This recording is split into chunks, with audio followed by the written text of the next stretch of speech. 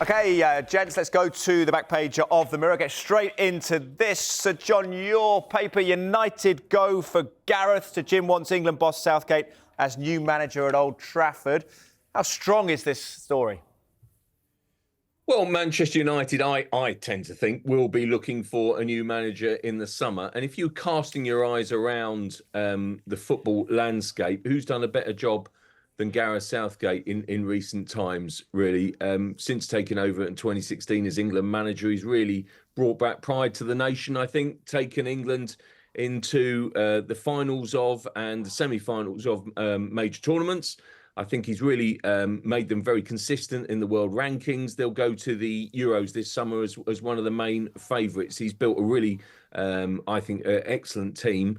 But let's be honest here, part of the England job and part of the reason why they call it the impossible job is because not only is it seemingly impossible when you're in that job to fulfil expectations and kind of, what the fans want and their desires, really. But afterwards as well, what do you do next? And listen, already you look at it and Man United fans sort of, thinking, oh, would Southgate be the one? And that's kind of that's the discussion around it. I think Southgate, to tempt him to leave England manager in the summer when the FA clearly want him to stay on for another stint. I think there'll be a contract on the table. It's pretty much on the table already for him. He's put it on the back burner to take them to the World Cup. It's got to be the right job for him to walk away. And is Manchester United, they're trying to rebuild the everything behind the scenes. I think there's sort of kind of, it should all make sense. But it still remains to be seen, I think, part of the biggest single factor for me is, will the Man United fans see Gareth Southgate as the man that they want? Will they accept him? Will they get behind him? And I don't think you can overlook that too much, to be honest. Well, back page of the Express has it as well. We saw that Ratcliffe looks south. Sir Jim makes England manager #1 candidate to spearhead his United revolution. What's your take, Martin? Did the United fans have a problem? Might it be with just his 3-year stint in club football at Middlesbrough, where his greatest honour was Premier League Manager of the Month in 2008? There's probably a certain amount of irony that when he became manager at Middlesbrough in 2006, he became manager very quickly, having still been a player at the club. And it was Sir Alex Ferguson who led the calls for him to be stopped as a manager because he hadn't done his UEFA Pro licence. And Gareth needed special dispensation by the Premier League board to manage. I think his spell at Middlesbrough started earlier than he would have wanted to because Steve McLaren had left Middlesbrough to take over England. And then you're looking at a 12th place finish, a 13th place finish, and then relegation.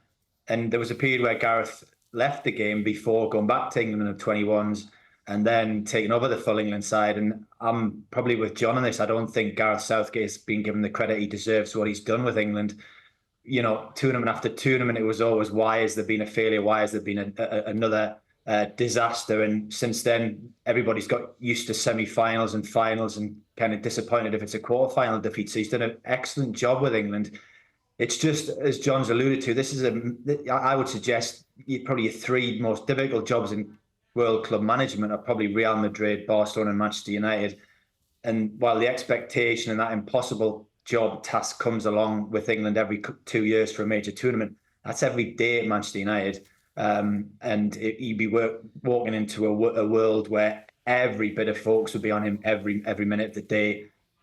It's a club that needs a massive, massive rebuild, despite the glory of that FA Cup victory over Liverpool. So it's not a 2-minute job that's there. And you kind of look at Graham Potter, whose career was just on this upward trajectory and went from Brighton to Chelsea. And Chelsea was just too big, too fast, and kind of, I know he's still kind of waiting in the wings, but he's been left to lick his wounds. And Gareth Southgate would be, I would say, if you are going to leave England and go into club management, then there might be a progression to go before you go into the Lions Den of Old Trafford.